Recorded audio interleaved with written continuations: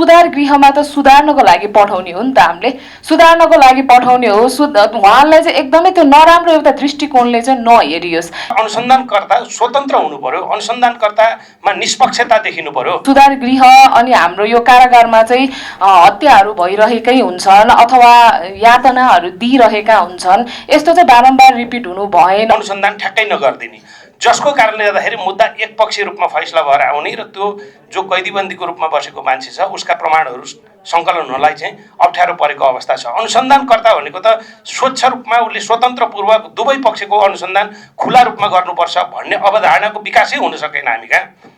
पहिलो कुरा त अहिले पनि हामी अदालतमा चलेका कतिपय मुद्दाहरूमा देख्छौँ, फौजदारी मुद्दाहरूमा अनुसन्धानकर्ताले एकपक्षीय ढङ्गबाट अनुसन्धान गरेको र अनि त्यो प्रतिवादीको हकमा चाहिँ केही पनि अनुसन्धान नगरेको, प्रतिवादीको तर्फ नै कुनै प्रतिवादीले बचाउ गर्न सक्ने, प्रतिवादीलाई बचाउन सकिने कुनै आधारहरू छन् कि त्यहाँ कतै यहाँ बनावटी रूपमा चाहिँ जाहेरीहरू आएको छ कि सूचनाहरू आएका छन् कि प्रहरी प्रतिवेदन पनि त्यसरी बनेर आएको छ कि कहिलेकाहीँ प्रहरीसँगको रिसिभीको कारणले गर्दा पनि प्रहरी प्रतिवेदन पर्ने र त्यस पछाडि मान्छेलाई चाहिँ पक्राउ गरेर मुद्दा चलाउने त्यस्तो खालको परिस्थिति पनि हाम्रो समाजमा देखिन्छ। त्यसकारणले हामीले सबभन्दा पहिला अनुसन्धानलाई नै चुस्त दुरुस्त बनाउनु पर्यो। त्यो अनुसन्धान चुस्त दुरुस्त भएर आयो भने न्याय निरूपण चाहिँ के हुन्छ भन्दा स्वच्छ र चुस्त दुरुस्त हुन्छ। त्यसो हुँदा एउटा खुड्किलो यो कैदीबन्दी घटाउने एउटा खुड्किलोको रूपमा यसले काम गर्न सक्छ। अर्को कुरा त पुनरावेदन।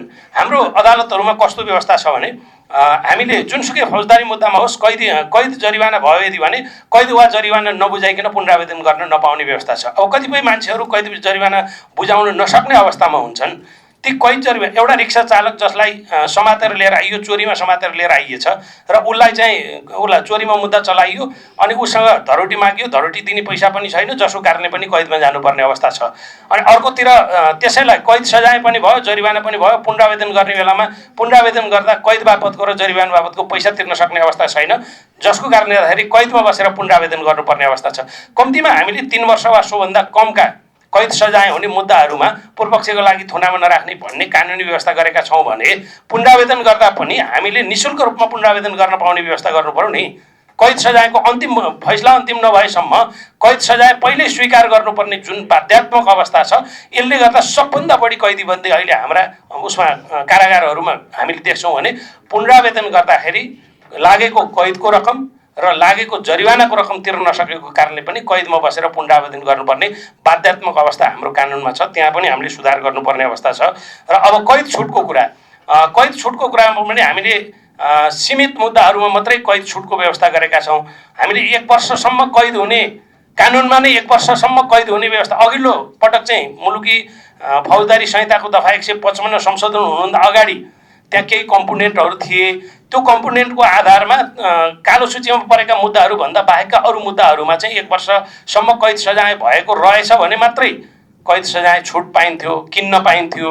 तर अहिले कस्तो व्यवस्था गरिदियो फेरि भने होइन, त्यो कानुनमा नै 1 वर्ष कैद सजाय हुने भनेर लेखिएकोमा मात्रै पाउने भन्ने खालको चाहिँ व्यवस्था गरिदियो। त्यसको कारणले पनि हामीले के गरेका छौँ भन्दा कैदीबन्दीहरूलाई बढोत्तरी दिएका छौँ। कैदीबन्दीहरू बढ्नुपर्ने अवस्था सृजना भएको छ कारागारमा।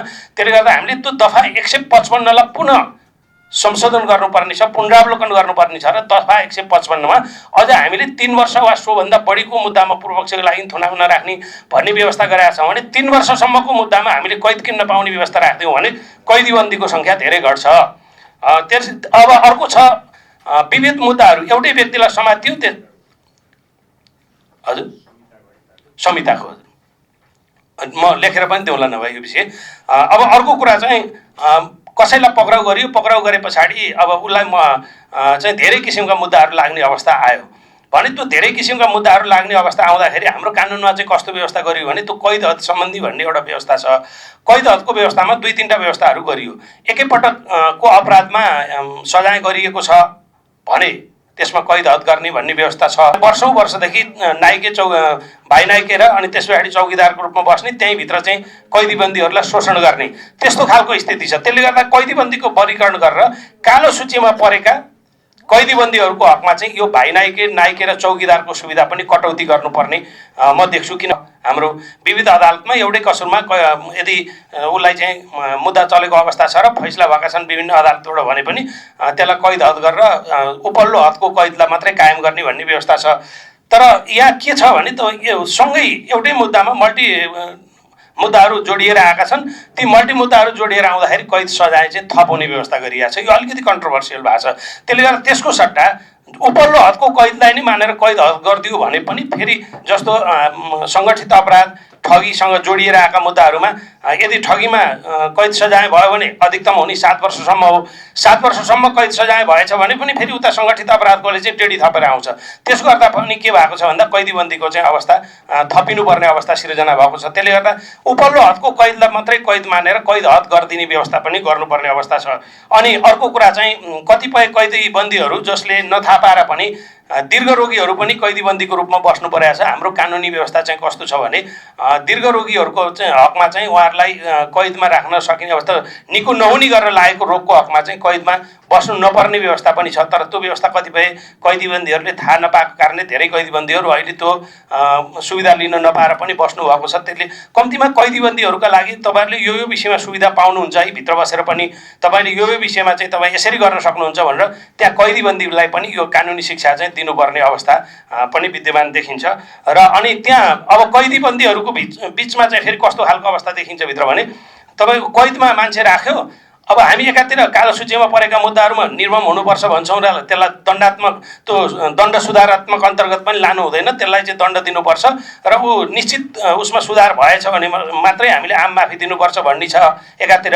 अर्कोतिर हामीले कैदमा चाहिँ के गर्यौँ भन्दा तिनलाई नै चौकीदार नाइके र भाइ नाइके बनाउने गऱ्यौँ, जसले गर्दाखेरि छोटो समय कैदमा बस्नुपर्ने मान्छेहरू चाहिँ त्यहाँ पुराका पुरा कैद भोगेर बस्नुपर्ने अवस्था सिर्जना हुने।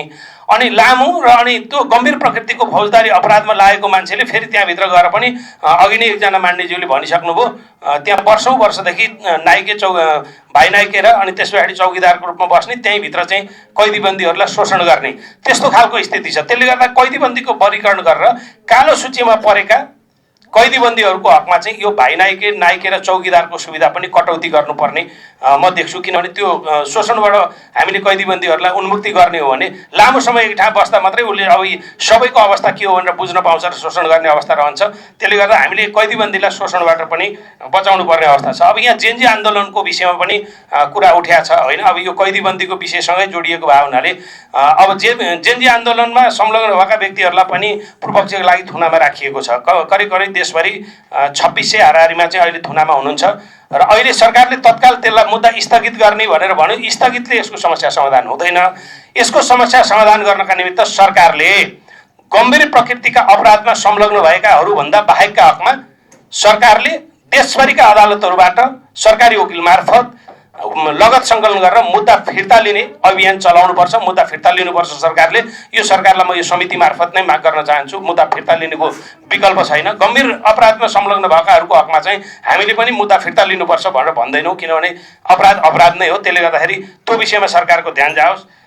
अब कानुनी परामर्शको कुरा मैले अघि नै भनिसकेँ। कैदीबन्दीहरूलाई पनि कानुनी परामर्श दिनुपर्ने अवस्था छ। कतिपय कुराहरू उहाँहरूले थाहा नपाएको कारणले गर्दाखेरि पनि कतिपय कुराहरू उहाँहरूले उठाउन सक्नु भएको छैन। सँगै अर्को कुरा जस्तो हिरासतमा भएको र कैदमा रहेको व्यक्तिहरूको हकमा चाहिँ कानुनी परामर्श लिनका निमित्त उसले आफ्नो कानुन व्यवसायीसँग परामर्श लिँदै गर्दा अहिले कारागारहरूमा कस्तो अवस्था देखिन्छ भने खुला रूपमा त्यो चौकीदार नाइके भाइ नाइकेको अगाडि बसेर सल्लाह दिनुपर्ने त्यो अवस्था छ। यो हामीले ठाडै संविधानको धारा 20 को उल्लङ्घन गरिरहेका छौँ।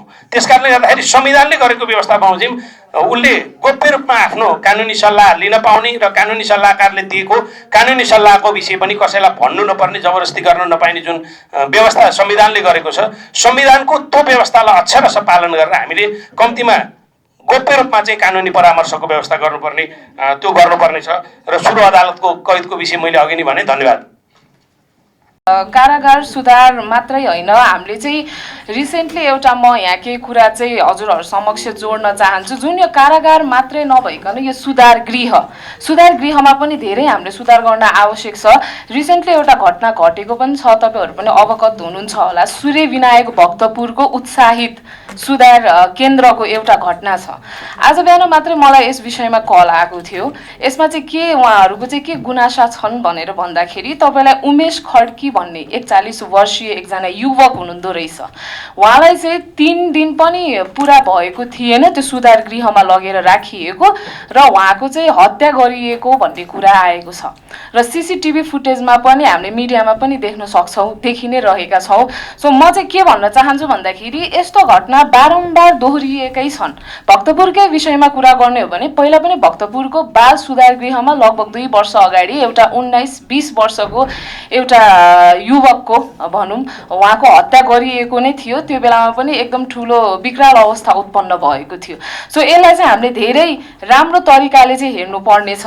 अब यसलाई चाहिँ एकैचोटि सल्भ गर्न सकिन्न, तर यसलाई हामीले आफ्नो तरिकाले जस्तै अब अहिले हामीले चाहिँ छलफल पनि गरिरहेछौँ र आफूलाई चाहिँ के मनमा लागेको छ हामीले चाहिँ निष्कर्षको लागि चाहिँ हामीले केही पोइन्ट्सहरू पोइन्ट आउट गर्न सक्छौँ। यसको लागि चाहिँ मैले केही पोइन्टहरू राख्न चाहेँ। जस्तै हरेक कारागारमा, जस्तै अघि हाम्रो मान्यज्यूले भन्नुभयो, हरेक कारागारमा जसरी कारागार व्यवस्थापन समिति हुन्छ त्यस्तै गरेर सुधार गृहमा पनि सुधार केन्द्र व्यवस्थापन समिति हुन्छ।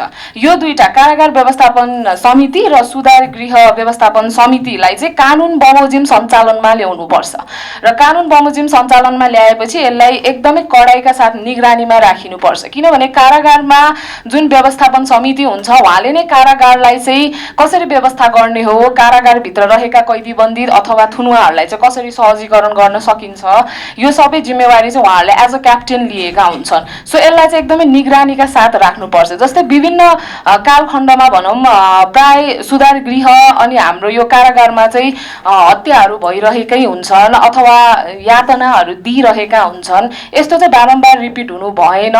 यस्तो रिपिट भयो भने कस्तो हुन्छ भनेर भन्दाखेरि सुधार गृह अथवा कारागार भनेको त त्यहाँ जति पनि कैदीबन्दी हुनुहुन्छ, अपराधीहरू हुनुहुन्छ, अपराधी भन्नाले पनि जो पनि हुनुहुन्छ त्यहाँ व्यक्तिहरू थुनुवाहरू हुनुहुन्छ, उहाँहरूलाई चाहिँ पछि गएर समाजमा फर्किनु पर्ने वातावरण चाहिँ हामीले ल्याउनु पर्छ जस्तो लाग्छ। किनभने उहाँहरूलाई सुधार गृहमा त सुधार्नको लागि पठाउने हो नि त, हामीले सुधार्नको लागि पठाउने हो। उहाँहरूलाई चाहिँ एकदमै त्यो नराम्रो एउटा दृष्टिकोणले चाहिँ नहेरियोस्। यो चाहिँ मेरो एउटा हाम्रो समिति हाम्रो सभापति मार्फत एउटा मैले सुझाव राख्न चाहेँ। अनि अर्को रहेको छ, जस्तै अघि नै आइसकेको छ यो कुरा, कारागारको क्षमताभन्दा बढी कैदीबन्दीको समस्या तत्काल समाधान गर्नुपर्छ। कारागारबाट वा सुधार गृहबाट बाहिर निस्केपछि समाजमा पुनःस्थापनाको वातावरण बनाउने पनि हाम्रै जिम्मेवारी छ। सिपमूलक तालिम प्रदान गर्नुपर्छ। कारागार व्यवस्थापन समिति तथा प्रशासनलाई चाहिँ इफ उचित लागेमा आधा भन्दा जुन कारागारभित्र कैदीबन्दीहरू हुनुहुन्छ उहाँहरूले चाहिँ आधा भन्दा बढी सजाय भोगिसकेका छन् भने त्यस प्रकारका कैदीहरूलाई चाहिँ पारिश्रमिक सहित सिपमूलक कार्यमा लगाउनुपर्छ। प्रत्येक कारागारको क्षमता र वास्तविक अवस्थाको वैज्ञानिक मूल्याङ्कन गरी तत्काल व्यवस्थापन गरिनुपर्छ। शिक्षा, सिप, विकास, व्यवहार परामर्श र रोजगारी योजना समावेश गरी व्यक्तिगत सुधार गर्ने एउटा मौका चाहिँ अवश्य पनि कारागार सुधार गृहले चाहिँ दिनै पर्ने हुन्छ। र जहिले पनि हामीले कुरा गर्ने गर्छौँ कारागारमा बजेट पुगेन भनेर भन्छौँ, तर त्यो कारागारमा रहेको बजेट चाहिँ कता कता युज हुँदैछ त त्यो पनि त हामीले निगरानीमा राख्न आवश्यक छ हैन।